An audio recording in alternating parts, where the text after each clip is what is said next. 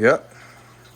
Okay, I'm here with, this is Moet, or Mo, and in this video we're going to go over how you can start to introduce your dog to what we call the Relaxation Protocol. This is a great exercise that you can use if your dog gets really worked up when people come to the door, or it wants to follow you around the house. What we're basically doing is teaching the dog to be relaxed in one location. And I like to use a dog bed for this. Now we're going to call the dog bed rack, as in rack, where you Rack on the ship, yeah. So basically what we're going to do is I'm going to have her off of it. To teach a dog to go to the dog bed, all you're going to do is you're going to throw the treat as a lure. I'm going to say the word rack because I can anticipate that she's going to do it. When you're training a dog, you want to use a marker word first, and then you want to transition to a cue or a command word. And I'll show you how you do it. So if I want her to sit, I would just, and she doesn't know how to do it, I would lure her into sit, and I'm going to say good when she does what I want. Good. And then I put the treat in her mouth. Because she already knows it, but if your dog doesn't know the command word, you lure them into the position. When they do the position, you mark it by saying good or yes or thanks or nice, whatever the word is. Then you give them the treat to let them know that's what they wanted. After a while, when you lure them, they go, oh, you want me to put my butt on the ground or you give me a treat? I'm happy to do that. Here, sweetheart. So now, because I know she can go here, I can just throw it here and say, rack. So I say rack, and then I throw the treat, and then she arrives on the dog bed with at least one paw, and then she gets the treat, so it's a reinforcer. Now I'm going to call her off, rack. So you want to keep on doing this. I'm not going to do it here in this video, but I would usually do this with about 20 treats. Now she likes to go in the dog bed, but these are like $100 bills to dogs, and after a while they're like, I'm going to hang out here because this is where the treats are. So the first way that I do it is I wait for her to leave, and I throw a treat. Now this time I would normally do this 20 times in a row, but watch. Rack. So that time, so what you want to do, the first stage is I would throw the treat, wait for her to leave, throw another one as soon as she steps off it. So after a while, she's kind of checking you out because you're throwing the treats. Then what you want to do is when she leaves and isn't paying attention, then you leave a treat with a different color like that on the dog bed, but don't say anything to her. I'm just going to say that to call her attention. But since she just already found a bunch of treats there, she's probably going to look at it here in a sec. This is why we want to throw 20 in a row first, which I just don't want to have all the cameras, all the footage be of us throwing it. But eventually she's going to start looking. Same way if we get pulled over by a cop, every time we pass that intersection where that cop was hidden, we look where that cop was. Rack. And then she goes there. All right, so the first stage is to teach your dog to go there. So I do this in a couple stages. I throw the treat like I did, like it was there, rack. Second way, I can go like this, lure her onto it into a sit, rack, or a down, and I say rack. So I'm luring her on there. The third way is when she walks away to leave a treat there without her noticing. Now, because there are multiple dogs in this house, be careful if you're doing that. We don't want to have any possessiveness going on over the treats. All right, so this is to teach her to go there, and eventually you want to be able to say rack. She goes there. Let's say she already knew how to do it. Then I would give her the treat after she does the action. And if I say rack and she doesn't go there the first time, don't say it multiple times. She just doesn't get a treat. There's no punishment or correction, but she doesn't get the treat. So this is all the preamble just to teach you how to go here. So now let's get you on the rack. Now we'll start working on the relaxation protocol. Down.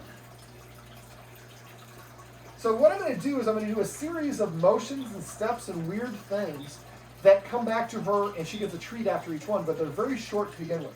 So I'm going to take a step back, and she gets a treat.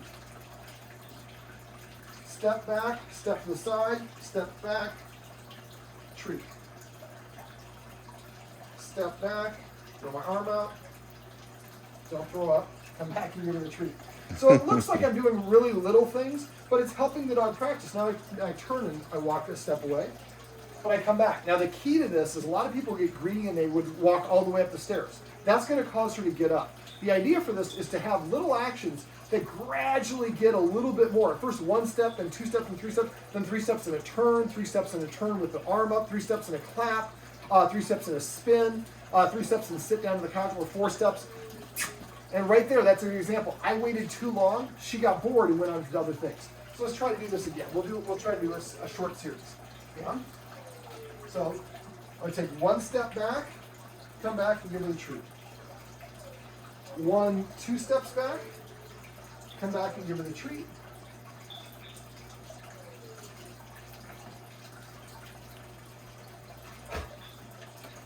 Now eventually we want to go Now this might cause a reaction because this would be too much, but I might go, see that sound?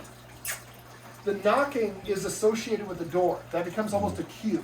Mm-hmm. So eventually, the way that I would like a guardian here to do this, if this is the place you're going to do it, down, is you're going to take one step back. And so walk this way, walk that way, walk that way. Dogs don't generalize. You have to practice. So first one step this way, this way, this way, that way. Then 2 steps, then 3 steps, and maybe then you're doing your arms up. Then eventually you're taking a step, sit or down. Take a step back. Come back and give her the treat. So you're going to do all these various things. Eventually, I'd like you to walk all the way to the front of the steps, then walk all the way back here and give her a treat. And she gets up. Sit. If she gets up, that means we waited too long. So then I would, instead of going all the way there, I would go maybe 75% of the way there. Okay. And eventually, it gets to the point where you go there, take one step, and then turn around, walk back all the way here and give her the treat. So from her perspective, why wouldn't I just wait here? He's doing all this weird shit. Shouldn't be cursing. He's all this weird stuff, and then he comes back to me and gives me a treat. So sitting here is a rewardable thing to do. Eventually, I want you to be able to go all the way up to the top of the stairs, and then you would reach for the handle. You're not even going to touch it. You're just going to reach this much. That's going to be really hard for her to not, because look, you do that right before he comes in the door. So you never do this when somebody's about to come through the door, because we're helping her practice. So I walk all the way up there, and I reach for the door, and I come back, and I walk all the way here and give her a treat. Then I walk all the way back. It seems laborious, but this time maybe I reach for it 3 or 4 times, and each time I would walk back all the way to her, give her a treat, and walk back up. Eventually I could touch it. Yeah. That sound is going to be a really strong attractant. So if you touch it, she gets up and comes over there, then we need to back up and, here, sweetheart. Rack. And we're going to practice, first thing is I reach for it, second one is I jiggle it, third one is I jiggle it to the point where it opens, just a crack, and then I close it. And after each one of these intervals, I come back and give her a treat. Sit. See how she went onto the dog bed? I asked her to sit when she was there. She actually is doing it. She's already starting to figure this out. Do you have a screen door too outside? No, that's just sure. So basically, eventually you open it a little bit and close it and come back and give her a treat. And eventually you work your way up to the point where you open it all the way and then close it and come all the way down here and give her a treat. She stays calm. Yeah. Because by staying here, I get the treat. And each time he does this weird activity, nobody ever comes in the stairs. There's no reason for me to go up there. So we practice this a lot until the dog feels comfortable. Then the next step I would probably do is do a little bit of counter conditioning. I'll show you how I would do that first. Now I do this a little bit different. So I'm going to go. I guess I'm not doing it different. And that's our buddy. He's going to be, he's protesting because he's not getting the treats. He's his camera right now. So what I'm doing is the knocking is preceding getting a treat over here. So you saw when I knocked over there, the dog, she got up and started running towards the door. Because when there's a knock, that's what happens. Do you have a doorbell too? No, the okay. doorbell. If you eventually get the doorbell, you can do the same thing. You ding dong, and then throw the treat there. So now I'm being conditioned as a dog. When I hear the knock, the treats are here. Yeah. So the knock is almost a command word that means go to your dog bed and get a treat. Now you start out at first like, and eventually you work your way up to. Now there's nobody at the door, so make sure when you're practicing this, you're not doing this with somebody coming through the door. There's no action or distractions until she hears that door. And you can do this when you have, you get your girl over, or your son, or somebody like that's here. They could be here. You could actually walk up to that door and go, and then throw it there. And eventually, instead of running that way when I hear the knock, I run over here. The stuff that we went over earlier with the Relaxation Protocol has conditioned me to stay here. Now, for the Relaxation Protocol, you can look this up online. This is not something I invented. This is something other people invented. But it's usually a 15-day process. So there's like about 1 to 3 minutes worth of stuff. At first you take a step back, go back and give a treat. Eventually it's 2 steps back. You're doing all the weird stuff that I talked about earlier. But in this room, I would like go over there and I'd check out a DVD, come back over here, do a rep of a weightlifting deal. Go over and rearrange your shelf a little bit. And what you're doing is helping the dog practice staying here and staying calm while I'm doing other things. Yeah. And that will set her up for success. So when you actually do have a guest come over, we've conditioned her to go to the dog bed. We've conditioned her to stay at the dog bed, even though I go up to the door. And now, when somebody actually comes to the door, the first time you have somebody come to the door, I would make sure it's somebody that she is comfortable with. Not somebody she's super excited to see. And I would have somebody down here, and I'll show you real quick. Here.